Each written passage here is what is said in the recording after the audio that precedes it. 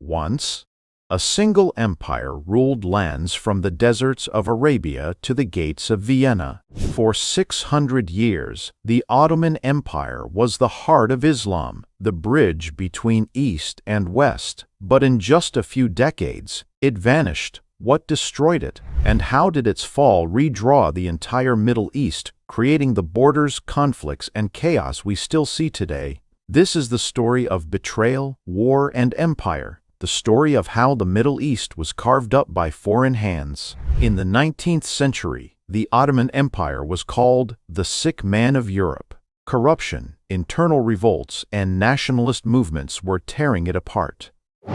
It was the reign of Sultan Abdul Hamid II. He was initially seen as a modernizer and reformer, and his early reign saw the first Ottoman constitution and parliament, a bold step toward democracy. But after the Russo-Turkish War, 1877–78, which the Ottomans lost, he suspended the constitution and dissolved parliament, ruling as an absolute monarch for the next 30 years. He believed democracy had weakened the empire and that only strong, centralized rule could save it. He relied heavily on spies, censorship, and secret police to maintain control, earning him the nickname the Red Sultan. The Sultan's dream of unity was fading. The empire needed reform, but every reform sparked rebellion. And when the Young Turks rose in 1908, promising modernization and nationalism, they unknowingly signed the empire's death warrant. Greece, Serbia, and Egypt had already broken free.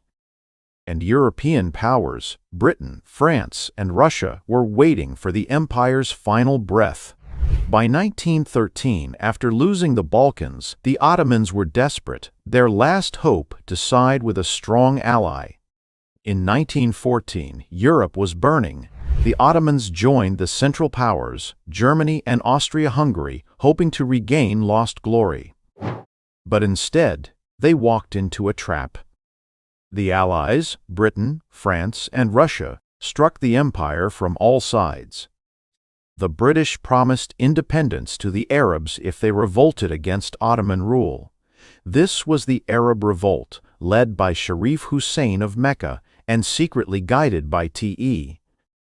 Lawrence of Arabia. Prince Faisal bin Hussein, his son, Lawrence's closest ally and field commander, Prince Abdullah bin Hussein, led campaigns around Transjordan, modern Jordan. Descendants of the Banu Hashim clan controlled Mecca, Medina, and Jeddah, provided legitimacy and the initial manpower for the revolt. Auda Abu Tayyi, one of the most legendary tribal warriors and Lawrence's key ally. The Arab Revolt wasn't just one army, it was a coalition of proud desert tribes united under Sharif Hussein and guided by British gold and promises of freedom. While the Ottomans fought for survival, Britain and France were already planning their prize, a secret deal to divide Ottoman lands even before the war ended. The Sykes-Picot Agreement was a betrayal, a map drawn by men who had never seen the deserts they divided. Britain would take Iraq and Palestine, France would take Syria and Lebanon. The Arabs, promised freedom, were left with empty words.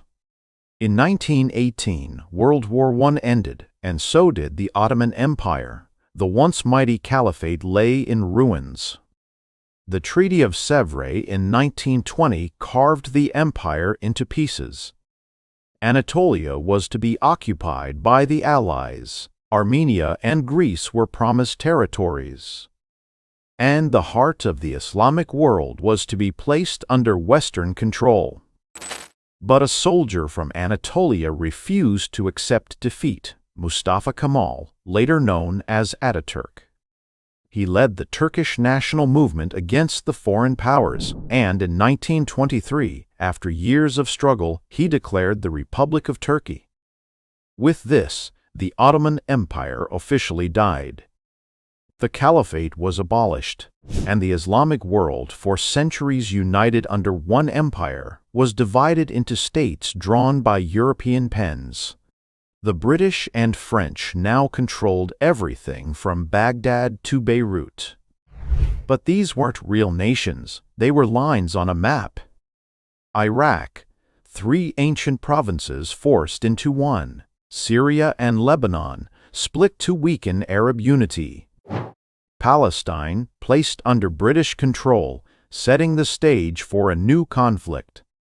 In 1917, Britain issued the Balfour Declaration, supporting a homeland for Jews in Palestine. What began as a promise became one of the most controversial events in modern history.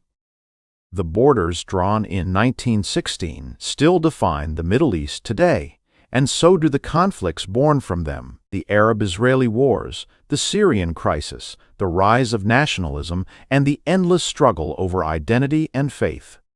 The fall of the Ottoman Empire didn't just end an empire, it ended an era where the Muslim world was united under one power.